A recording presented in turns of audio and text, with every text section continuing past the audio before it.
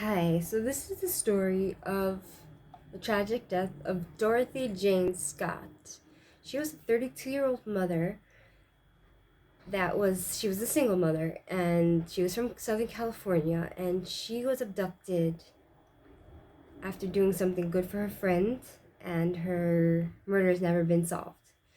So Dorothy Scott worked as a secretary at the Swingers Psych Shop and Custom John's head shop in Anaheim, around 5 miles from her home in Stanton. The father of her 4-year-old son, Sean, did not live locally, so it was with her parents that she left the baby.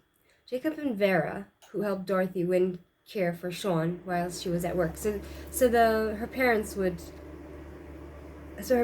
would watch her baby. Dorothy didn't dabble in drugs or alcohol, but she preferred to go to church, and she was a devout Christian, and she liked to have a quiet life.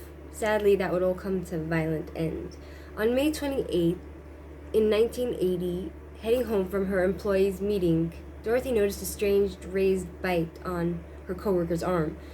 Concerned, she offered to drive him to U.S. Irvine Medical Center. Their colleague Pam had offered to go with them. Around 9 p.m. that night, Dorothy drove first to her parents' home to quickly check on Sean and let her parents know she'd be late to get her baby. While she changed the black neck scarf she was wearing to a warmer red one. At the emergency room, the trio discovered that Conrad Bostron had been bitten by a killer black widow spider.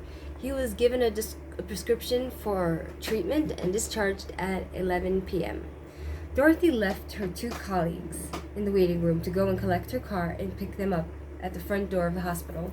She was never seen again alive. As Conrad and Pam left the hospital to look for her, Dorothy's white station wagon flew towards them in the parking lot. The two waved their arms, trying to flag down the driver they took to be Dorothy, but the headlights were too bright for either of them to make out who was behind the wheel. The car turned right sharply out of the parking lot and disappeared from view. At first, the pair just assumed that Dorothy had rushed off to check on her son. But much later, after Conrad and Pam realized they hadn't heard from their close friend for several hours, the worried pair were forced to report her as a missing person. The following morning, Dorothy's car was found abandoned and burnt out in the alleyway, around 10 miles from the hospital. Police began working on the theory that Dorothy had been kidnapped. So, it turns out that Dorothy had a stalker all this time.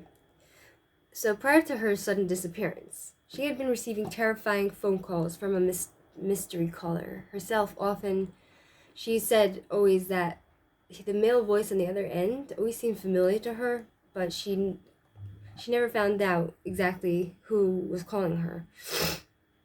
When I get you alone, I will cut you up into bits so no one will ever find you, threatened the voice down on the phone line. The voice was a frequent caller, ringing Dorothy up almost every day and forcing police to take the extreme measure of installing an early voice recorder at the Scott's house.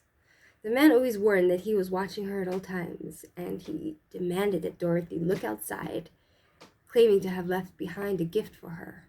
On the hood of her car was a single dead rose.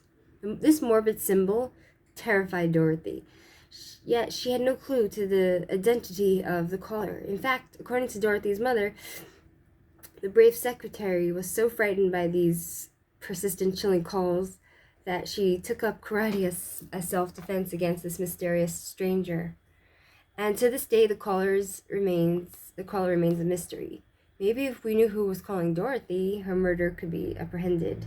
Sadly, the caller and the killer remained at large.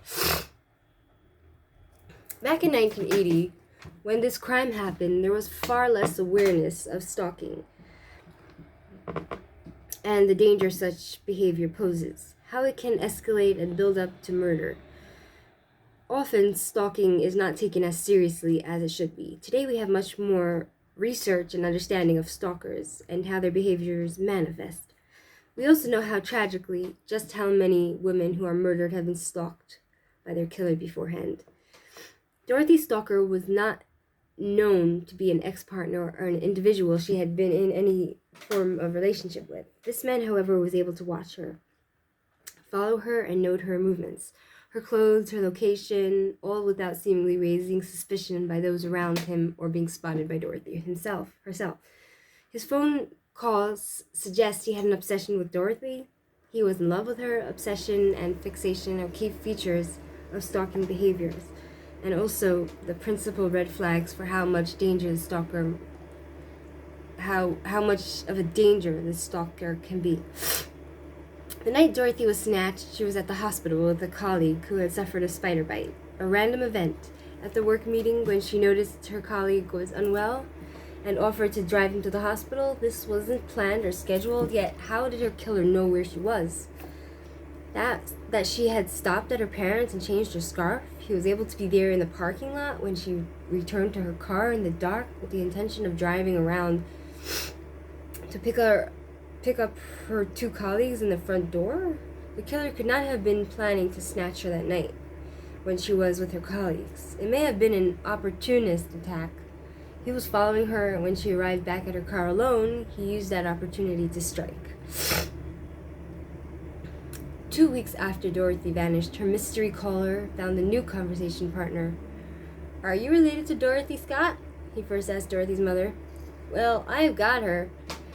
From then on, every Wednesday, whilst Dorothy's mother, Vera, was alone in the house, the phone would ring. According to Vera, the caller actually knew specific, chilling details about Dorothy. He even knew what color her final scarf was. 2 weeks after Dorothy vanished, so was this caller really Dorothy's killer? The same man who had been taunting Dorothy down the phone for so many months? The police insisted that her parents revealed nothing in the press to compromise the case until Jacob cracked and contacted the local paper, the Orange County Register, to tell him about his daughter's case. So basically, the father of Dorothy contacted the paper and told them of her case to get, I guess, publicity. The article on Dorothy's disappearance was published on June 12, 1980, and at the same time, on the same day, they too received a phone call. The caller told the Register a previously completely unknown motive. He had murdered Dorothy because she was unfaithful to him. He claimed he was in love with Dorothy, but she had betrayed him with another man. He revealed details about Dorothy's disappearance that were never publicly known, such as her outfit on the evening she went missing. This caller, however, has never been identified. Customers to the head shop where Dorothy had worked were investigated, yet as she had worked in the office, she had little to do with the often odd people that frequented swingers. The only lead was the caller, and although the police tried to trace the calls, the phone was always hung up before they could find out where the calls were coming from. These calls continued for 4 years, haunting the lives of Dorothy's parents. This was until April 1984, when Jacob, Dorothy's father, answered the phone. On hearing Jacob's voice, the caller immediately hung up and didn't call back again for 4 months. Was the caller worried that Dorothy's father would recognize his voice? Maybe. So, on August 6, 1984, 4 years after Dorothy's disappearance, her remains were discovered on a remote construction site. Dorothy's skull, pelvis, arm, and 2 thigh bones were found partially burnt. This gave investigators a timeline. 2 years earlier, in October 1982, there had been a fire at that location, telling the police Dorothy's remains had been there for at least that length of time. The discovery gave more closure to the family, although still no solution to the mystery of the death. In fact, the mystery was compounded by the discovery of the bones of a dog alongside Dorothy's remains. So it was a dog that was discovered. His remains were next to hers. Some have suggested that this points to an occult connection and strengthens the case against the suspect called Mike Butler. who lived in the local hills and had alternate religious beliefs. Butler was never strongly considered by the police, but sleuths have suggested that this local mechanic may have been the culprit. Also discovered with Dorothy's body was a turquoise ring that Dorothy's mother identified as belonging to Dorothy, and a watch, which had stopped at 12:32 a.m. May 29th, almost exactly an hour after Pam and Conrad last saw Dorothy's wagon fly by, speeding off at the hospital. Just days after the discovery of Dorothy's remains, the mystery calls restarted to her parents' home. Once again, the caller would ask if Dorothy was home when Vera answered the phone. Dorothy's family had a memorial service on August 22nd, 1984. Her parents were finally able to lay their daughter to rest. Haunted for years by a cold-blooded caller, Dorothy's parents never knew who killed their daughter. Jacob Scott died in 1994, and Dorothy's mother, Vera, passed away in 2002. The phone calls this killer transferred to Dorothy's grieving parents were taunting and cruel. Dorothy's son had grown up without ever knowing his mama, and never knowing what happened to his mama and why it happened to her. This unknown stalker, who had terrorized Dorothy in the months before he abducted and murdered her, he's still out there, and he's an individual who has never faced justice or taking an innocent life and leaving behind devastating grief and a lifetime of unanswered questions. Thus is the story of Dorothy. What was her name? Dorothy Jane Scott. Until next time.